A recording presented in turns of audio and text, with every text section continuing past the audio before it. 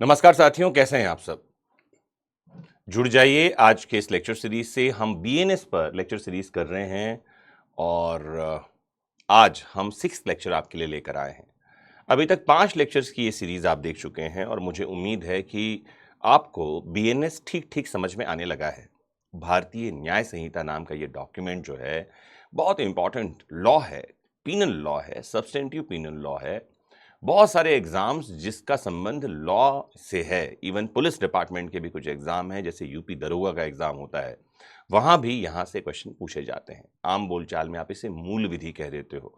यही है सब्स्टेंटिव penal law, जिसमें अपराधी की परिभाषा मिलती है और उसके लिए सजा का प्रावधान मिलता है। The particular law defines the offences and provides punishment for it. और हम इस पर एक सीरीज आपके लिए लेकर आए हैं। मैं हूं आपका मित्र एमजे और आज हम बात करने वाले हैं डॉक्ट्रिन ऑफ अबेटमेंट पर। अबेटमेंट के लिए आम बोलचाल में एक शब्द है, वो है उकसाना। मैं आपको आम बोलचाल के शब्द भी समझाता रहूंगा, लीगल टर्मिनोलॉजी भी समझाता रहूंगा, हिंदी इंग्लिश दोनों में बोलता रहूंगा। आपको करना क्या है, नोट्स बनाते रहना है, कोई डाउट हो तो पूछते रहना है। तो अबेटमेंट जो है उसके लिए हिंदी में शब्द है दुष्प्रेरण। आम बोलचाल में समझते हैं उकसाना, अपराध करने के लिए किसी को उकसाना। आपने कॉन्ट्रैक्ट किलिंग या सुपारी किलिंग जैसे शब्द सुने होंगे। पैसे देकर जहां अपराध करवाया जाता है, वहां भी अबेटमेंट की कहानी होती है। ए बी को पैसे देकर उकसाता है कि तुम ये अपराध करो। अबेटमेंट क्या है, अबेटर की लायबिलिटी क्या होती है, अबेटर कौन होता है, क्या तरीके हैं अबेटमेंट के, उकसाने के अलावा भी आज हम डिटेल में बात करने वाले हैं। और अपराध करने वाले को तो सजा मिलती ही मिलती है, अबेटर यानी उकसाने वाले को भी सजा मिलती है। कितनी सजा मिलेगी, इन सब के बारे में आज के लेक्चर में हम बात करेंगे। तो आज का लेक्चर बहुत इंपॉर्टेंट होने वाला है, इसलिए आपको जाग कर जुड़ना है। कैसे जुड़ना है? फोकस के साथ। आइए शुरू करते हैं।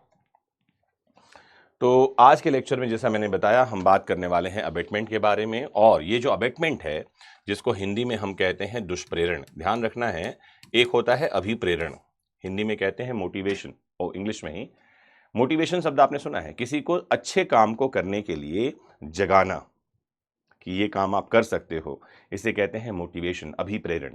लेकिन किसी को गलत काम करने के लिए उकसाना, दैट इज नोन एज दुष्प्रेरण। 3 तरीके से किया जाता है ये। एक होता है बाय एडिंग। कैसे किया जाता है? सहायता करके। ए जो है बी को मारने जा रहा है,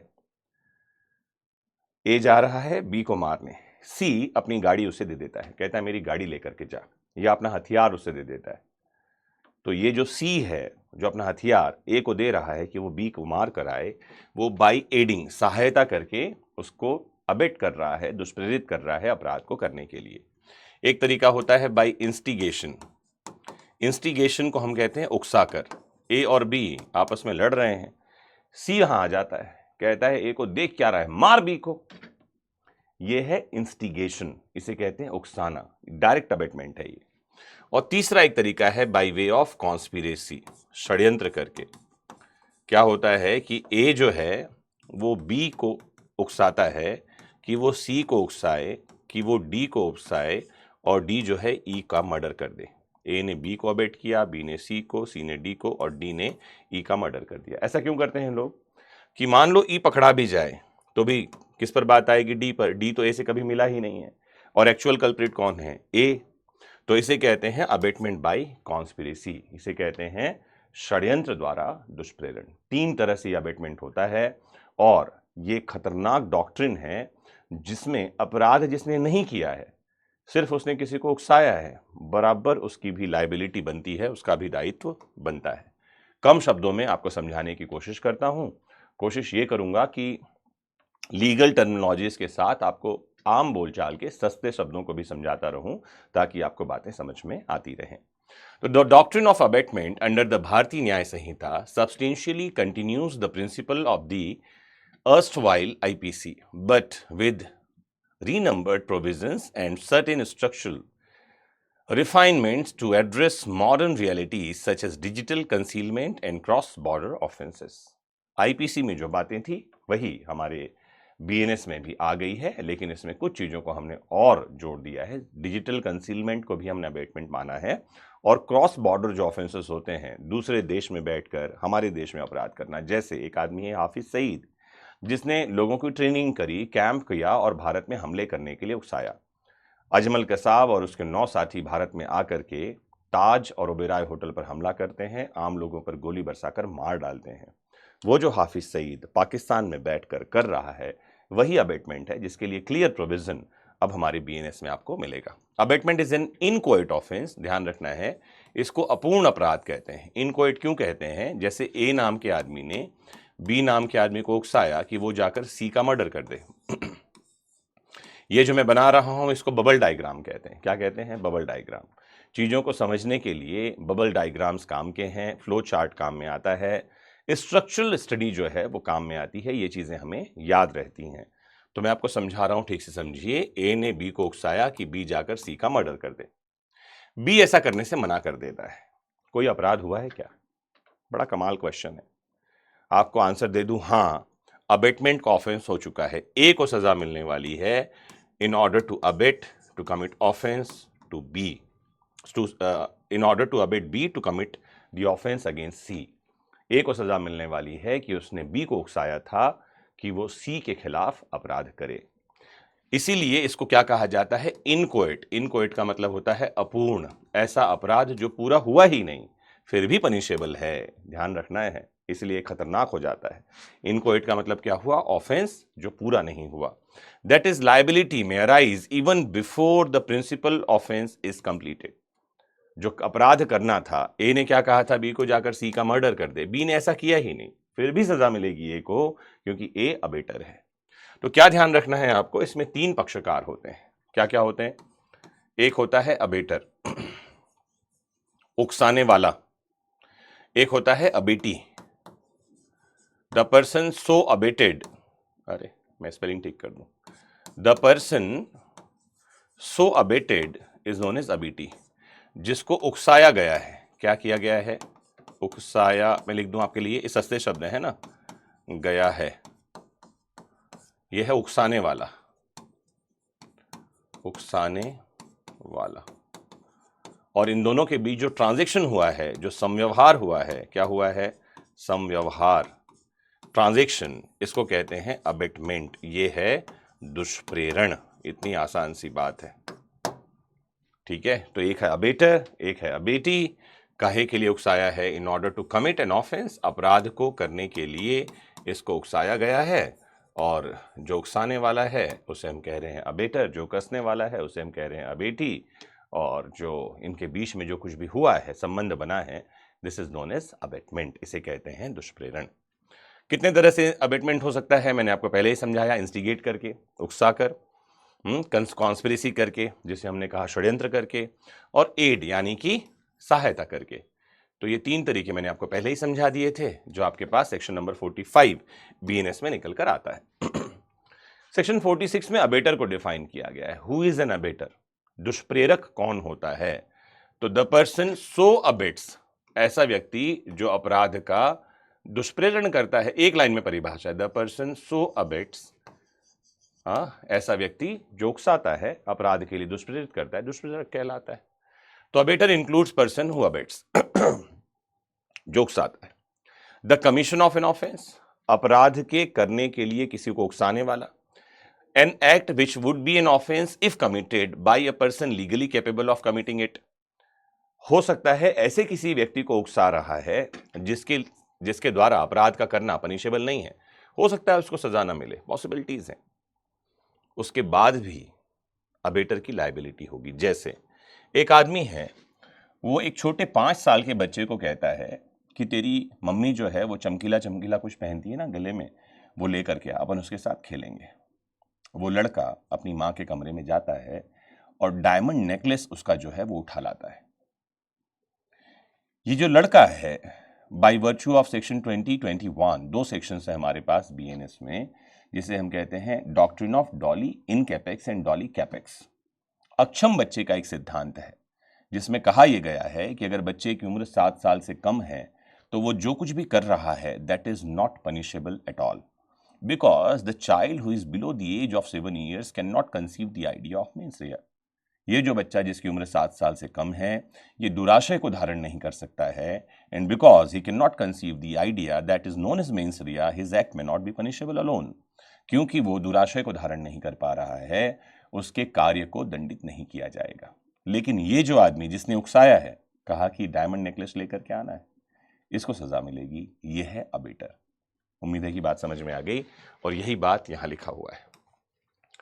an offence if committed by a person legally capable, अगर उस बच्चे की जगह कोई और वो काम करता तो पनिशेबल होता कि नहीं होता? होता।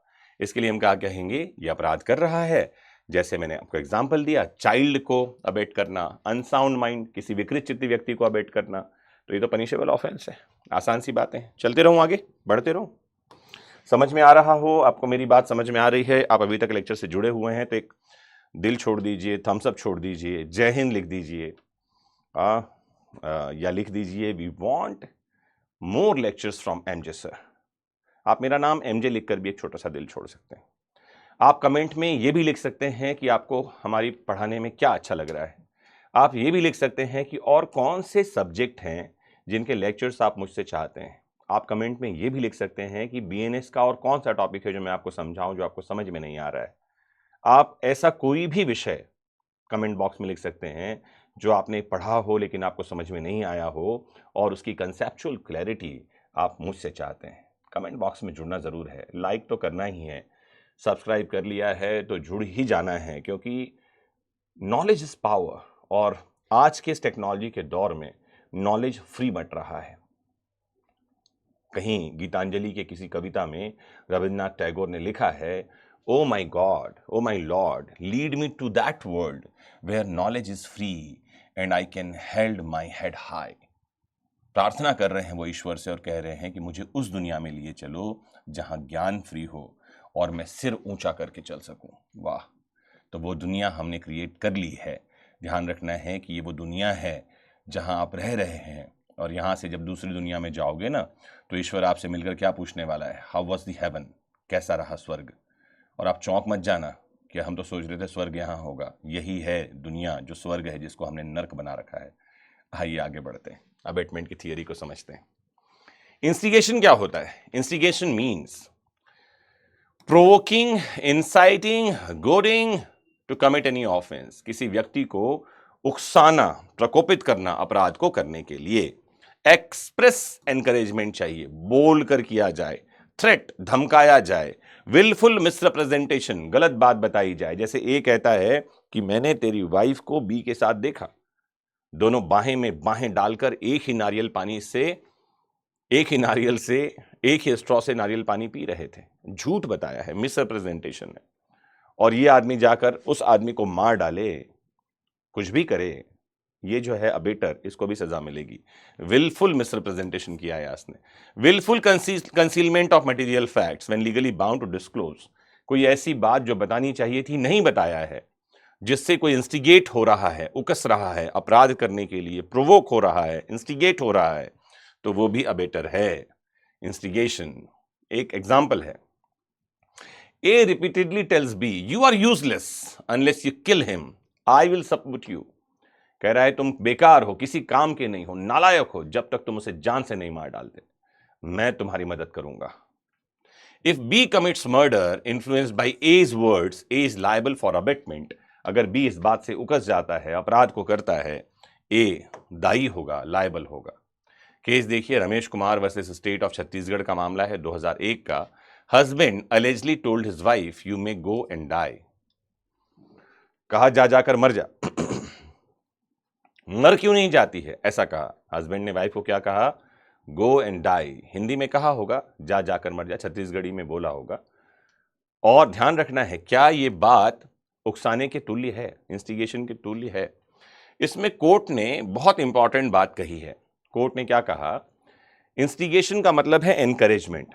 डेली आम बोलचाल की बात नहीं होनी चाहिए। जैसे ए ने बी से कहा कि गो टू हेल और बी ने से कहा यू गो टू हेल। अगर ये रोजमर्रा की बातें हैं तो ये इंस्टिगेशन नहीं है, आम बोलचाल की बात है। तो एक्सप्रेस एनकरेजमेंट चाहिए। देखिए कोर्ट ने क्या कहा? Instigation must involve active suggestions और encouragement. Mere words uttered in the anger without intention to provoke suicide do not constitute abetment. गुस्से में ही कह दिया गो टू हेल, क्या ये अबेटमेंट है? आंसर है कि नहीं, ये अबेटमेंट नहीं है। Active suggestion is required, court ने कहा। There must be proximate connection between words and act. इसने कहा कि जा जाकर मर जा, और वो भागकर कुएं में जाकर कूद गई है। इसको माना जा सकता है कि इंस्टिगेटर है, लेकिन गुस्से में बात बोल दी और बाद में वो जो है सुसाइड कर लेती है। इसको अबेटमेंट नहीं माना जाना चाहिए। ये बात और है कि हस्बैंड में B liable for mental harassment और मेंटल क्रुएलिटी। दूसरा हमने पढ़ा कॉन्स्पिरेसी, षड्यंत्र करके अबेटमेंट किया जाता है। तो दो से ज्यादा लोग जब कभी किसी बात में एंगेज होते हैं तो हम कहते हैं कॉन्स्पिरेसी हो रही है। कॉन्स्पिरेसी दो तरह से होती है, ध्यान रखिए। एक तो होता है to commit a legal act by illegal means, वैध कार्य को अवैध साधनों से करने के लिए। And when the act itself is illegal, कार्य स्वयं अवैध है।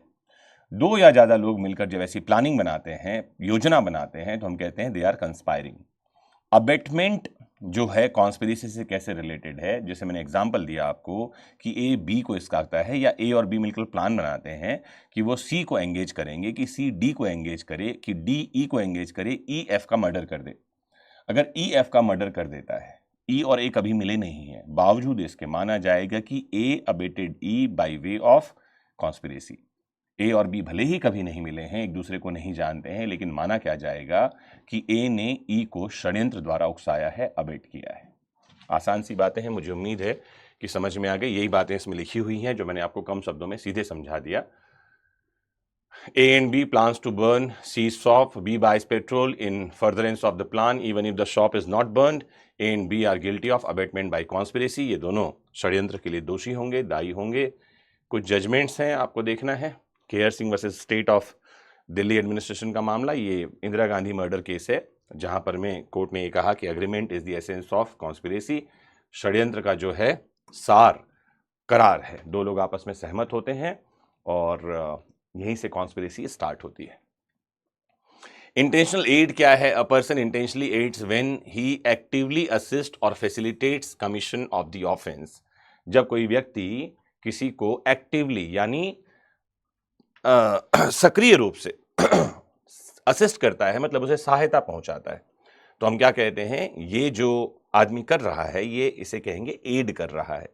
एड कैसे हो सकता है? फिजिकली, जैसे कि ए नाम का आदमी बी नाम को आदमी को मार रहा है, सी उसको पकड़ कर खड़ा है, तो ये एडिंग हुआ, सहायता करना हुआ।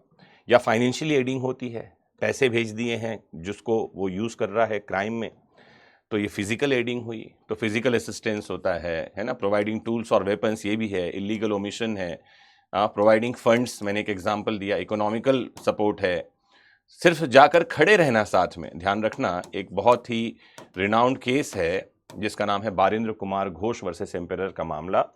इसमें पैराडाइज लॉस्ट नाम की एक किताब है, इस किताब से कोट लिया गया, और वो कोट क्या है पता है? इसमें लिखा कि those who stand and wait shall also serve. जो खड़े रहकर इंतजार करते हैं उनकी भी बराबर जिम्मेदारी होती है। तो खड़े रहना ये फिजिकल एड में आ सकता है, ध्यान रखना है। बराबर लायबिलिटी होगी जो आदमी प्रेजेंट है अपराध की जगह, इसको भी आपको समझना है। A gives B a knife knowing B intends to stab C. उसको पता है कि बी जो है सी को जान से मारने वाला है, उसके बाद भी उसके हाथ में छुरा पकड़ा देता है। ये एड कर रहा है, सहायता कर रहा है, ध्यान रखना है। गिल्टी ऑफ अबेटमेंट होगा। हो सकता है वो उस जगह प्रेजेंट हो सकता है ना हो, उसका प्रेजेंस रिक्वायर्ड नहीं है। हो सकता है कि ए बी को मारना चाहता है जान से, और जाकर अपने दोस्त को बताता है कि मैं उसको मारने जा रहा हूँ। वो उसे अपना पिस्टल दे देता है, अपना छुरा दे देता है, जाकर मार। खुद नहीं गया है, लेकिन उसने जो एड किया है, वेपन दिया है, ये उसको अबेटर बनाता है और उसके लिए लायबल यानी कि जिम्मेदार ठहराता है। Shri Ram versus state of Uttar Pradesh का मामला देखिए 1975 का। Mere presence is not abetment. कहा कि सिर्फ उपस्थित होना अबेटमेंट नहीं है, unless accompanied by intentional aiding. उसको वहां पर में साशय सहायता करनी चाहिए, ठीक है। The prosecution must prove mains Riya and active participation. तो मेंस रिया साबित करना होगा, कॉमन ऑब्जेक्ट साबित कर दिया है अगर, तब तो उसका वहां होना ही सफिशिएंट है। डॉक्टर ने भी समझाया आपको, अगर आपको याद हो गया, बारेंद्र कुमार घोष का मामला। एसेंशियल इंग्रेडिएंट है मेंस रिया का। अबेटमेंट रिक्वायर्स स्पेसिफिक इंटेंशन और नॉलेज। बहुत जरूरी है कि आशय हो, ज्ञान हो, और ये डॉक्टर ने आपने पढ़ाई ही है, एक्टस नॉन फेसिट रियम निसी मेंस रिया। केवल कार्य अपने आप में अपराध नहीं होता जब तक कि मन अपराधी न हो। Accidental help does not amount to abetment. जो अगर जानबूझकर अगर काम नहीं किया है, दुर्घटनावश हो गया है काम, तो वो जो है अबेटमेंट की श्रेणी में नहीं आता। जैसे मैं एग्जांपल दे दूं आपके इसके लिए भी, एक्सीडेंटल हेल्प के लिए, ए नाम का एक आदमी है, वो बी नाम के अपने दोस्त से कहता है कि मुझे कुछ फंड्स की ज़रूरत है, मेरी माँ बीमार है और मैं हॉस्पिटल में अभी उसको इलाज करवा रहा हूँ, कितने पैसों की ज़रूरत है वो बताता है, मुझे 50,000 रुपीज़ चाहिए। बी अपने दोस्त को 50,000 रुपये ट्रांसफ़र कर देता है, जिसका कि यूज़ वो आदमी अपराध को करने में कर रहा है। He used the particular fund in order to commit an offence. क्या जिसने पैसे ट्रांसफ़र किए हैं उसकी लायबिलिटी है? आंसर है नहीं है, क्योंकि उसका इंटेंशन नहीं था, उसको नॉलेज नहीं था। ऐसी वाली बातें यहाँ पर में आती हैं, आपको ये जानना चाहिए। Sanjay Singh versus state of Madhya Pradesh का केस है। To constitute abetment there must be intention to aid or instigate, casual remarks are insufficient. जैसे ए नाम का एक आदमी है, वो अपने दोस्त को बताता है कि यार मैं बी को मारना चाहता हूँ। इसने पहले कई बार मना किया होगा, नहीं बोला होगा, वॉटएवर।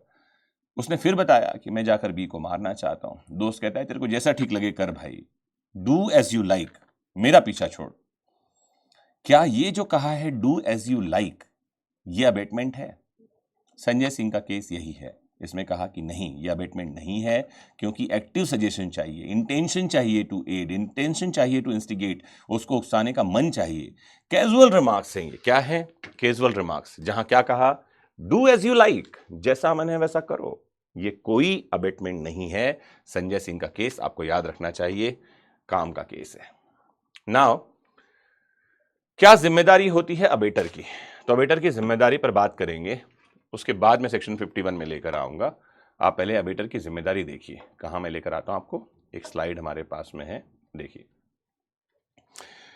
अबेटर की जिम्मेदारी कैसे होती है। जैसे मैं एक एग्जांपल देता हूं आपको, ए नाम का एक आदमी है, फिर एग्जांपल से ही समझिए चीजों को, है ना, थोड़ा सा एग्जांपल समझने में आसानी कर देते हैं। ए नाम का एक आदमी है, उसको बी ये कहता है कि जाकर तू सी को मार। ए को बी ने कहा कि जाकर सी का मर्डर कर दे। अब इसमें क्या क्या कॉन्सिक्वेंस हो सकते हैं?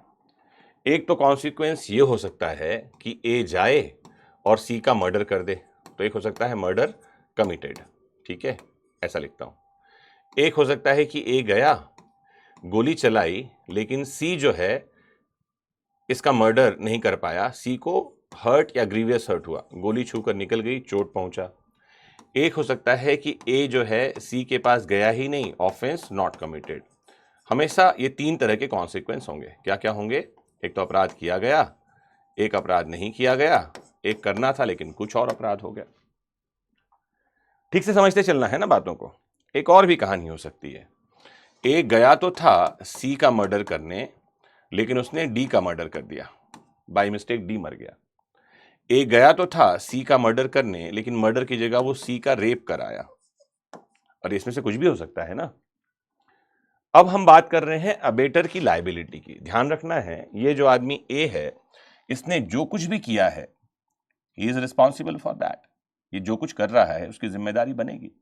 हम बात कर रहे हैं अबेटर। अबेटर कौन है यहां पर में? बी ने उकसाया था ए को, तो बी की जिम्मेदारी क्या बनेगी? पहला, अगर उसने मर्डर कर दिया है, ए ने जाकर सी का मर्डर कर दिया, तो बी की जिम्मेदारी बनेगी सेक्शन 49 में। सेम पनिशमेंट मिलेगा बी को जो पनिशमेंट ए को मिल रहा है।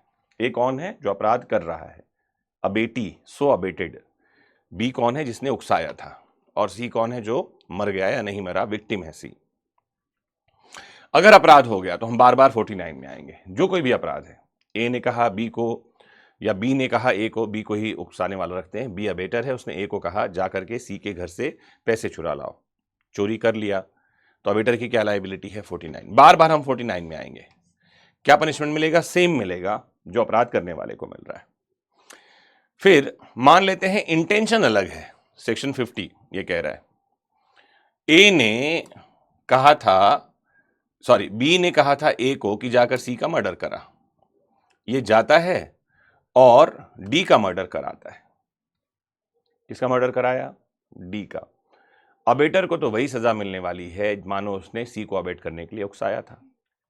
या ये जाकर रेप करके आता है, क्योंकि अबेटर ने रेप के लिए इंस्टिगेट ही नहीं किया था, अबेटर की जिम्मेदारी नहीं बनेगी। अबेटर का इंटेंशन क्या है वो वहीं तक जिम्मेदार है, अबेटी ने क्या किया है उसके लिए वो जिम्मेदार तब होगा जब उसका कॉन्सिक्वेंस हो। अभी आपको लेकर आता हूं, सेक्शन को समझाऊंगा। अब देखिए, अबेटमेंट ऑफ डेथ और लाइफ, ऐसे अपराध का अबेटमेंट है जिसमें डेथ पनिशमेंट हो सकता है, लाइफ इंप्रिजनमेंट हो सकता है। यही ऑफेंस था, कौन सा? मर्डर वाला। तो दो कॉन्सिक्वेंस में क्या थे? अगर अपराध किया ही नहीं है, if offence is not being committed, अपराध हुआ ही नहीं है, नॉट कमिटेड, सेक्शन 55 में जाएंगे, 7 साल तक की सजा हो सकती है किसको? अबेटर को, उकसाने वाले को। अपराध हुआ ही नहीं है। लेकिन ध्यान रखना है, अगर हर्ट हो गया, मैंने बताया था चोट पहुंच गई, गोली चलाई, गोली छूकर निकल गई है, उकसाने वाले को 14 साल की सजा होगी, 14 ईयर्स इंप्रिजनमेंट होगी। कितना? 14 साल। और साथ में ही फाइन यानी कि जुर्माना भी लगाया जा सकता है। ठीक है। सेक्शन 59 में पब्लिक सर्वेंट है, वो अबेट कर रहा है डिजाइन कंसील करके। डिजाइन होता है, उसको पता चला कहीं कोई अपराध होने वाला है। एक पुलिस वाला है जिसको पता चलता है कि किसी बैंक में लोग लूट करने वाले हैं, रॉबरी करने वाले हैं, उसके बाद भी वो किसी को बताता नहीं है, in order to facilitate the offenders, अपराधियों को सुविधा पहुंचाने के लिए।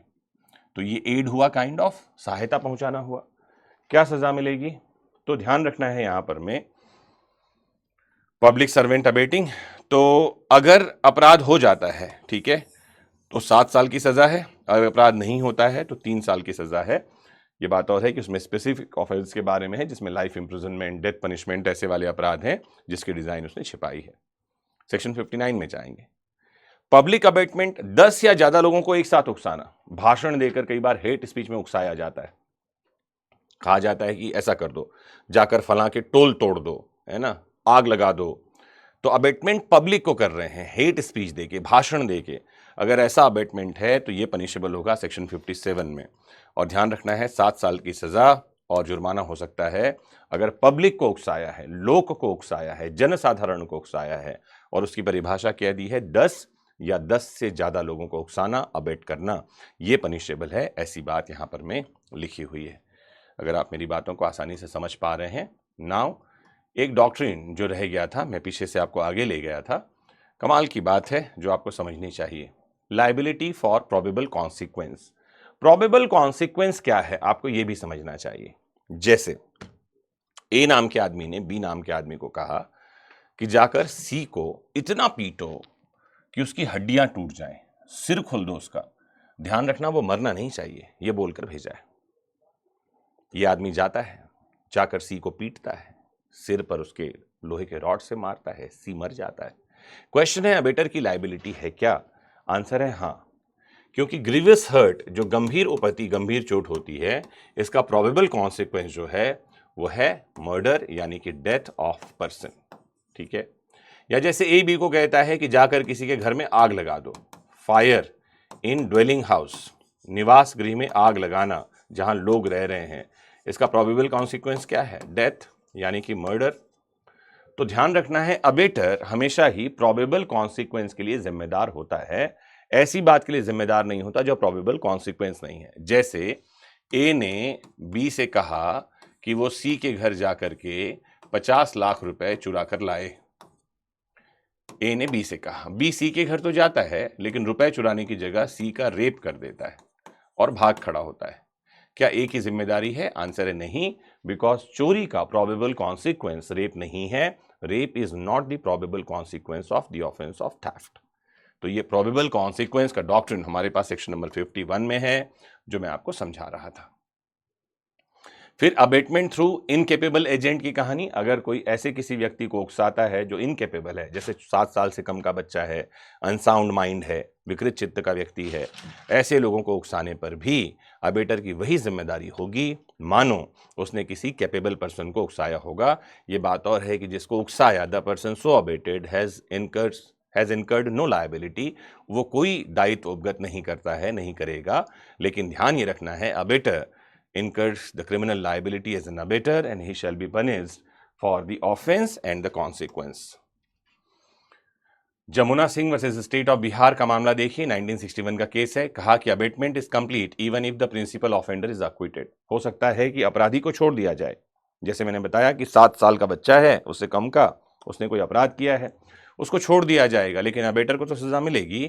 इतनी सी बात जमुना सिंह के केस में कही है, आपको जानना चाहिए। 2 इंपॉर्टेंट सेक्शन हमारे पास हैं जो अगर आप बीएनएस पढ़ रहे हैं अभी तो आपके लिए काम का है, क्योंकि ये एक्स्ट्रा टेरिटोरियल जुरिसडिक्शन के बारे में बात करते हैं। Abetment in India, offence outside India. Bharat में किसी को उकसाया जा रहा है कि भारत के बाहर जाकर वो अपराध करे, या दूसरा अबेटमेंट आउटसाइड इंडिया, भारत के बाहर से किसी लोगों को उकसाया जा रहा है कि भारत में आकर अपराध करें, ये दोनों ही पनिशेबल हैं, सजा मिलेगी। They are the under purview of BNS. हमारा जो कानून है भारतीय न्याय संहिता, उसके परव्यू में आते हैं और इनको पकड़ा जाएगा, ट्रायल भी चलेगा और सजा भी भारत में मिलेगी as an abettor. Cyber fraud के मामले में देखा जा रहा है, ऑनलाइन रेडिकलाइजेशन के मामले में देखा जा रहा है, डिजिटल फंडिंग ऑफ टेररिज्म के मामले में देखा जा रहा है, टेरर ट्रेनिंग जो है इसमें भी ये देखा जा रहा है, जो टेररिस्ट की ट्रेनिंग होती है ना, इसमें भी देखा जा रहा है कि बॉर्डर के उस पार से ट्रेनिंग दी जा रही है और लोग आकर अपराध कर रहे हैं। तो ये क्या है? ये सब अबेटमेंट के ऑफेंसेस हैं जो भारत में पनिशेबल होंगे। सेक्शन 47 और 48 दो इंपॉर्टेंट सेक्शंस आपको इसके लिए देखने हैं। ये चार्ट मैंने आपको बताया, बहुत आसान शब्दों में मैंने कोशिश की कि अबेटमेंट के डॉक्ट्रिन को और उससे रिलेटेड पनिशेबल ऑफेंस को आपको ठीक से समझा सकूं, हिंदी इंग्लिश दोनों भाषा में। मुझे उम्मीद है कि मैं अपनी बातों को ठीक से रखने में सक्षम हुआ हूं। अगर हाँ है तो आप ज़रूर थम्स अप दीजिए एक, और नहीं है तो क्या नहीं समझ में आया मुझे बताइए। मैं कुछ और स्लाइड्स हैं जो आपको आगे एक्सप्लेन करता हूँ। केस देखिए, Gurcharan Singh versus state of Punjab का मामला है 2020 का। इसमें कहा there must be clear mens rea to drive the person to suicide. काहे के लिए रिलेटेड है पता है? ये रिलेटेड है 108 से। इसे कहते हैं अबेटमेंट ऑफ सुसाइड, आत्महत्या का दुष्प्रेरण। कितनी सजा मिलेगी? 10 साल तक की सजा है आत्महत्या के दुष्प्रेरण के लिए। किसी को उकसाना कि वो मर जाए, जैसे A instigate to beat C, B beat C so severely that C dies. If death was probable consequence, ये जो इलस्ट्रेशन आपको मिल रहा है ये 51 वाले का इलस्ट्रेशन है, ये है probable consequence वाला जो मैं पहले समझा चुका हूँ। probable consequence, probable consequence उसका एग्जाम्पल है, मैं आपको समझा चुका, बता भी चुका। 108 की कहानी क्या है? 108 की कहानी क्या है? A कहता है B को कि जा जाकर मर जा, go and commit suicide।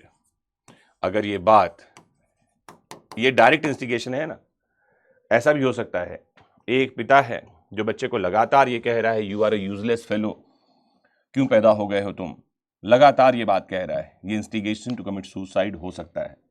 एक शादीशुदा महिला है जिसको उसके ससुराल वाले लगातार ताना मार रहे हैं बच्चे को लेकर के या डाउरी को लेकर के, और उसको ऐसी बातें कह रहे हैं कि उसका मन सुसाइड यानी आत्महत्या करने के लिए कर रहा है, तो ये सब इंस्टिगेशन टू कमिट सुसाइड है ना। एक्टिव सजेशन एक शब्दावली है जो इसमें आती है, जिसके लिए 108 में 10 साल तक की सजा है। और यही केस है गुरचरण सिंह का, जहां कहा there must be clear mens rea to drive the person to suicide. मन में होना चाहिए कि आदमी मर ही जाए।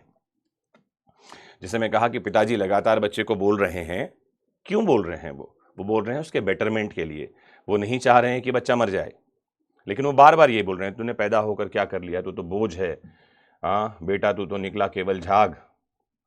अगर ये बात वो कह रहे हैं, मैंने समझा था साबुन, लेकिन वो कह क्यों रहे हैं? सो दैट वो जीवन में बेटरमेंट के लिए आगे बढ़े। पिता बच्चे को इसलिए नहीं कह रहा कि वो मर जाए। तो क्या कहा? मीन्स रिया होना चाहिए कि आदमी मर जाए। हरासमेंट अलोन इज इनसफिशिएंट, केवल हरास करना सफिशिएंट नहीं है।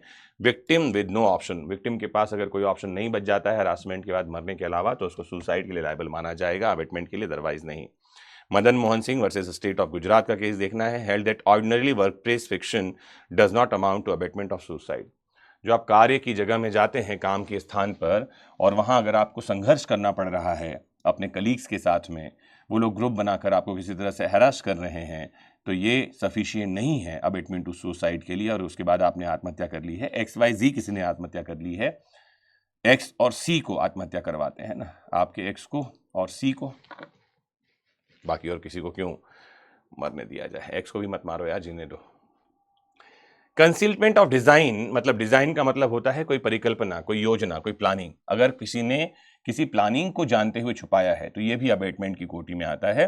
सेक्शन 58 से लेकर 60 तक कंसीलमेंट के बारे में प्लानिंग है, कंसीलमेंट ऑफ प्लानिंग, डिजाइन के बारे में प्रोविजन है, और ये भी पनिशेबल माना जाता है, सजा मिलती है इसके लिए भी। This is all about abetment doctrine. मुझे उम्मीद है कि कम शब्दों में आसानी से आपको मैंने ये डॉक्ट्रिन समझा दिया है।